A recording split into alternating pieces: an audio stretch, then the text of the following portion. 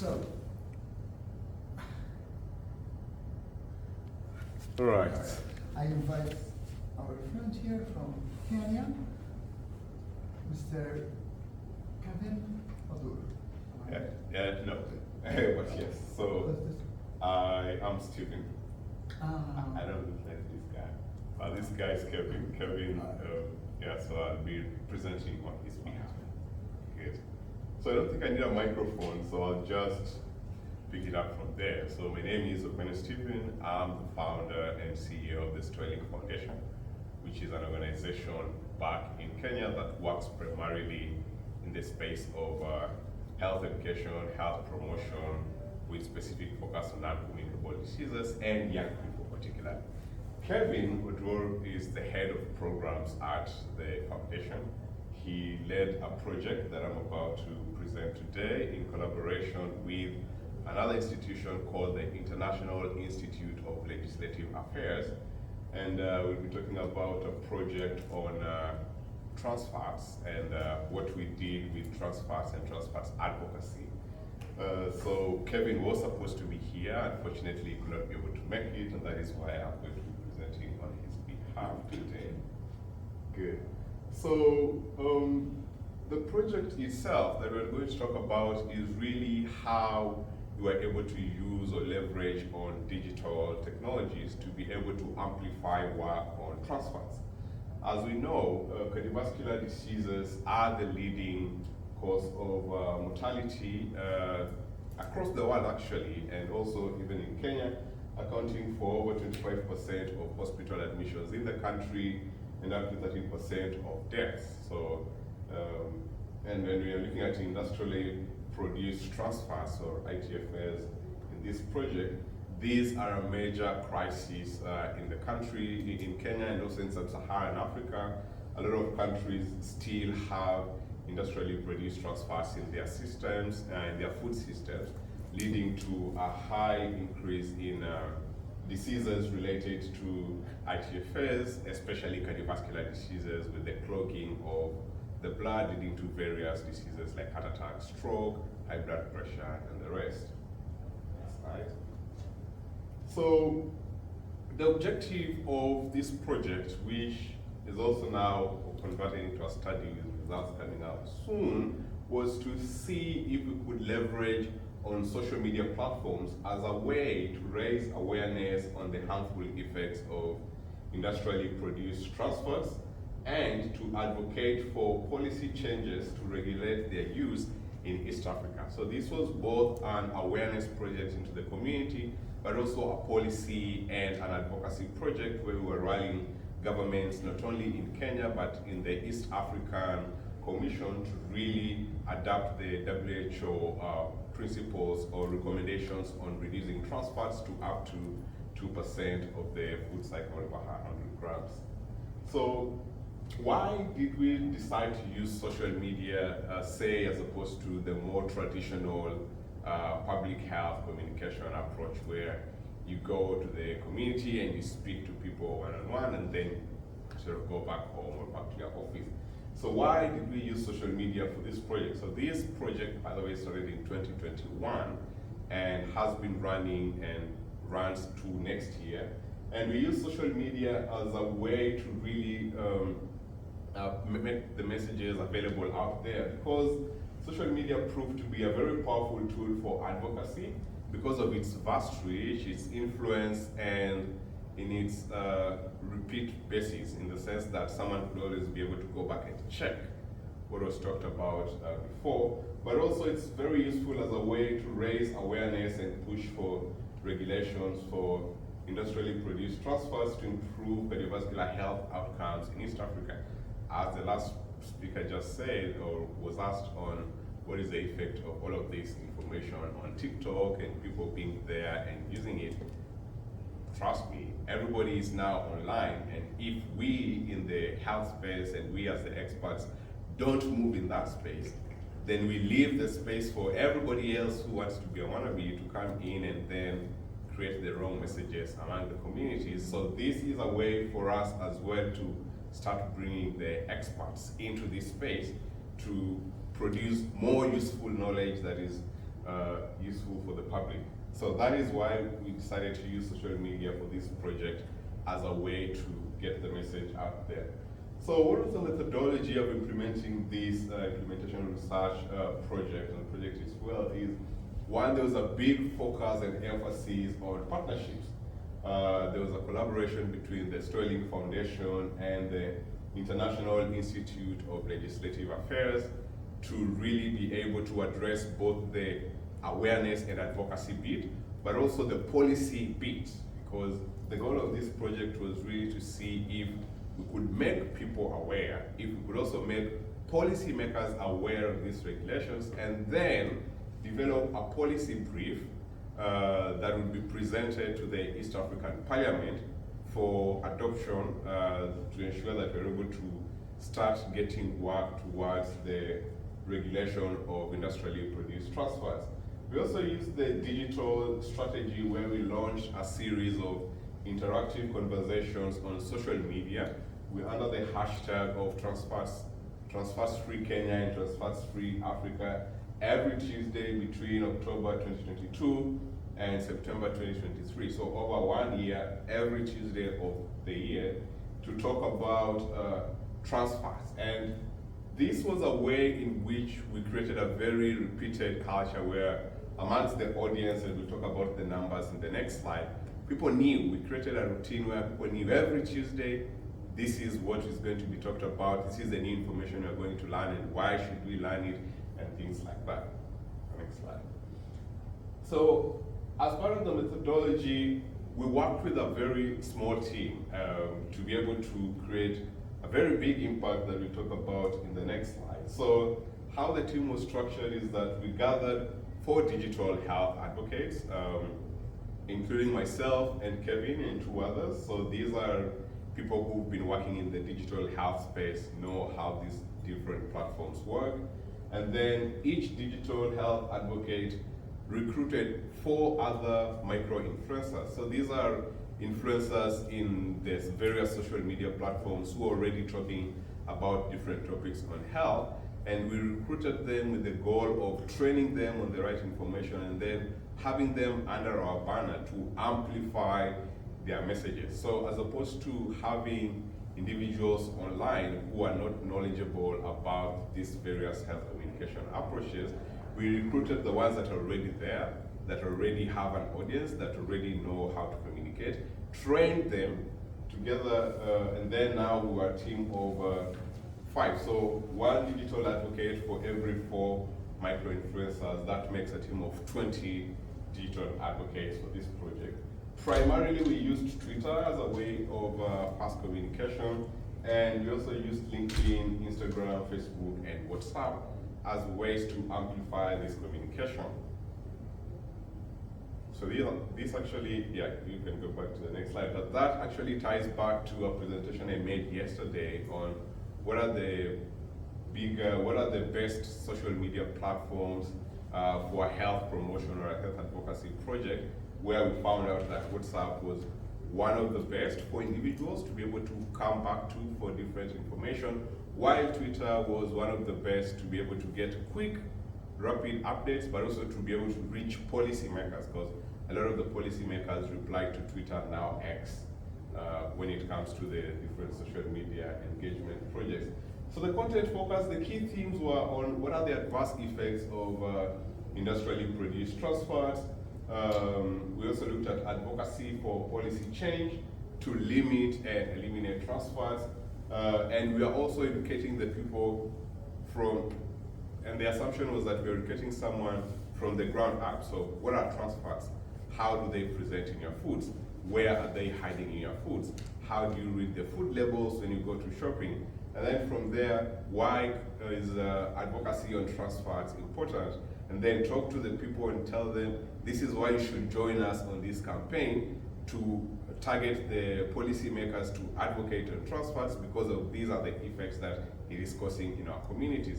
So this is how we approached the sharing of these trans fats messages to ensure that we're able to recruit a lot more audience online, who then helped us along this advocacy way. And then the engagement was primarily through sharing research-based content, and we usually had evidence attached to all of the messages that we shared. Already, the Sterling Foundation had a project last year that, in 2020 through 2025, that was already flagged by the World Health Organization and the UN Youth Office as a verified source for health information on the NCDs. So we already have that banner of an organization that provides credible information backed by evidence. And so this always becomes very useful when you're communicating outside. And then you engage influencers that I talked about, and users through the posts, comments, retweets, and shares. And in collaboration with the International Institute of Legislative Affairs, we took this a step further and started working on developing policy briefs that were to be presented to the East African Parliament and also to the local parliament, by the way, to be able to really advocate for the adoption of the 2% limit on transfers as an edit to the already existing policies that does not really have the 2% indicated there. It just has that we need to regulate, but without the specifics. So we did a review of the policy documents to ensure that this specific 2% number can be added there, so that then we can be able to follow up in the next steps on advocacy from there. Next slide. All right, so what are the results that we had with this project? This was measured over a period of 1 year. So over a period of 1 year with 20 influencers, we were able to do 8,469 posts over the different social media platforms. We had 326 users who are actively engaged. So these are other users in the various social media platforms who joined us and sort of became mini advocates as well to then reach their audiences. We're able to reach 1.7 million people. This is through the numbers that we're able to track, who used the correct hashtags. We are aware that we lost quite a bit in terms of this number, in the sense that they might have not used the right hashtags, or they missed to tag us, and then we are not able to track that. So probably the numbers could have been higher, but for those that were actually able to validate and track, this is the audience that was reached. The engagements and impressions just shows how different people engage with this information. And then here on WhatsApp, which is usually from the other research that we engaged in, it showed that it was the best platform if you are doing a health communication project leveraging on digital technology, because people can trust you, people go back and read what you shared. We're able to reach 164,000 people through the networks that we have. So at the Sterling Foundation, we've been cultivating a network and community of practice over the years, and now we have a very wide range across the Sub-Saharan Africa network of individuals engaged, and this is the numbers that we were able to reach for this specific project. So what are the results in terms of policy and impact? So the policy success, we're really able to have a huge impact on the advocacy side of things. We're able to develop the Transfer Regulation Bill, which was presented in the Kenyan Parliament in November in 2023. We were able also to do another bill, which was presented earlier this year to the East African Parliament for consideration, so that it's adopted as part of the policy work. And this marked a significant step towards really advocating at the policy level for this reduction of transfers. So again, our strategy here is first to ensure that the correct recommendations are actually included in the policy when we're doing the bills. And then after it has been included in the policy, then start another round of advocacy efforts to ensure that they are now being implemented. Because we know, and now we understand that without the policy being clear first, the advocacy on implementation becomes very weak. So we were able to develop this draft, we were able to present it, and we are continuously following up actually on this to see if it can actually be then adopted by the parliaments of both the country in Kenya, but also in the East African Parliament. All right, so what is the conclusion of this implementation research project that we did? So the first part here is social media is a powerful tool, especially when you're doing advocacy in the modern age. We can't rely primarily on the traditional health approaches alone. We need to move with the current movement, and the movement here at the moment is the use of social media. Social media can be a very powerful tool to be able to really increase awareness, increase literacy, as I've shown in the research that was presented yesterday, but also to increase the conversations that we need to happen within the communities. It's also very cost effective because with a team of 20, you're able to reach 1.7, potentially 2 million people in a span of 1 year with the right messaging, and you're able to track those 1.7 million people. And we see that engaging influencers and the public health can create meaningful conversations and drive policy and action. So again, we constantly say here in the public health space that we have a lot of fake people online sharing the wrong messages. We who have the right messages don't want to get where everybody is getting the messages from to sort of counter that narrative, and that is what we are starting to do, or continuously getting better at bringing in the experts into these spaces to share the right messages.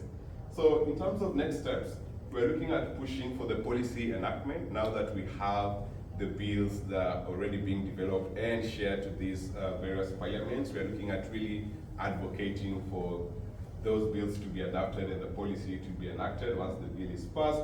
And we're also looking at expanding the advocacy efforts across other regions from the East African market. As I said in my yesterday's presentation, most of the problems that we have in the public health, especially on the African continent, and now even in the global south, are the same problems. And if we develop a strategy that works, we can easily find ways to replicate and adapt them in other contexts. That is what we're looking forward to doing. And with that, thank you very much, and I'll be ready. Thank you very much for the presentation. Very interesting. Any The use of social media, I would never have thought to conduct research in this way. It's very interesting. Good. So now I'll open it up. Yes. Did you have any negative kind of interactions from industry that manufacture trans fats products? Mm-hmm. Was there any kind of equated to when people try to change legislation related to smoking or something like that, and then you have big tobacco coming in? Did you have anything like that happen? So with trans fats, with this specific project on trans fats, we didn't see a lot of industry interference. We saw some industry interference, especially when we started at the policy level, when the bill was already done, it was being presented. We started to see some industry interference there with them sort of having their own advocates come and poke holes into the policy that was prepared. But it wasn't as rampant as with the tobacco work that we've done in the past. Because for the trans fats industry, the industry players or the food industry players somehow still want to come back and work with all of the residents, as opposed to tobacco industry where we know there's no middle ground, there's no positives from engaging. So we didn't see as much industry interference, especially in the education bits.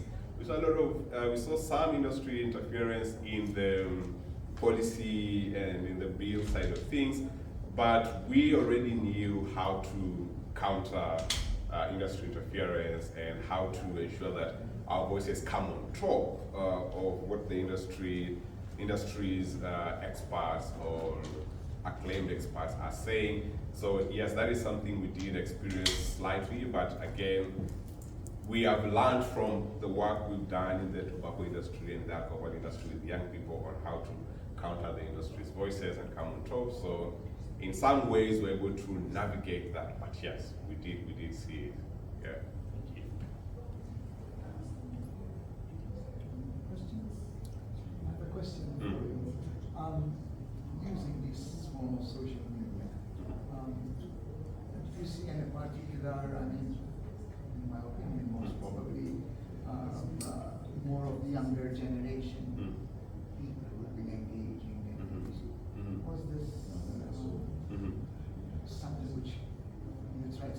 there who is engaging with those social media. Yes. So yes, and that is something we track. We're able to track very well in terms of age groups that are engaged more actively on the project. So we found out that primarily this is 18 to 35, up to 35, which we are considering young adults, are the most engaged via the social media communications, especially on Twitter. On WhatsApp, however, because we're able to reach the much older generations as well, then we're able to see their engagement in terms of them asking questions back or wanting clarifications, or because it's now not out there, it's not public, and the engagement is more personal in the group. That is where we see the much older generation sort of asking for questions and replying to. And then I did another presentation yesterday where we saw that Facebook as a platform is more appealing to the older generation as a way to go get information and as a repository for the right information. So if the project I shared yesterday was looking at a one-year health communication project for NCDs, and we saw that the much older generation, the 45 and above, would go back to the Facebook posts to read and reacclimate themselves, and on WhatsApp to ask questions. But they wouldn't ask questions on Facebook, they wouldn't ask questions on Twitter, they wouldn't ask questions anywhere else, primarily via WhatsApp. And that is what we've seen as the trends in terms of which are the platforms that the older generation prefers, and the young people shoot straight on Twitter. They ask questions there very straight on Instagram and on TikTok, though we didn't monitor the TikTok engagement on both the projects, but we are seeing that those are some of the other platforms that health communication is beginning to happen more rapidly for the younger generation. And that's also how they compare from the younger generation to the older generation, yeah, in terms of preference. These are interesting facts. I mean, Yes. with regards to which type of audience, which type of groups. And another question I have with regards to those, initially you said each had 4 influencers. Those influencers, were they from any particular, so for example, music related? I mean, you know, famous people in particular. Yeah. So when we were recruiting for the micro, so I'll even talk for my example with my micro influencers because I had 4 of them. So when we were recruiting for micro influencers, we had some specific criteria that we wanted them to have. So one, we didn't pick the big influencers who have already very big audiences, because then it's very hard to control their narrative. And also we looked at history back at what are the other things that they have talked about, and if we found especially alcohol and tobacco related posts or promotions, then we sort of sieve them out. So what we eventually ended up with is small influencers controlling groups of up to 30, 40,000. This is considered a small influencer. Big influencers is 60, 70, 100,000. So we picked all of the small influencers groups, then we're able to do background histories on their social media posts because a lot of their work is actually there, and then reached out to them, those who had passed sort of the inclusion criteria for the project, reached out to them, told them we're working on this project, we'd like to work with you to help put these messages out there. You are showing up as an influencer who might also be interested or already, showing posts on being healthier and connecting with their communities. Then we gave them why their audience would be interested in these kinds of messages according to the posts that they're sharing, and that is how we're able to recruit, but at the same time eliminate influencers who were not necessarily within the group or within the criteria that we had chosen. So that is how we're able to separate them.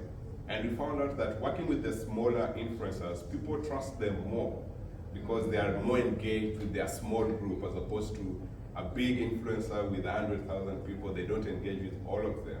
So the small influence has created an opportunity where there was a lot more engagement in these small cocoons that they have influence over. Yeah. Thank you very much. Any other questions from the floor? So, All right. thank you very much. Say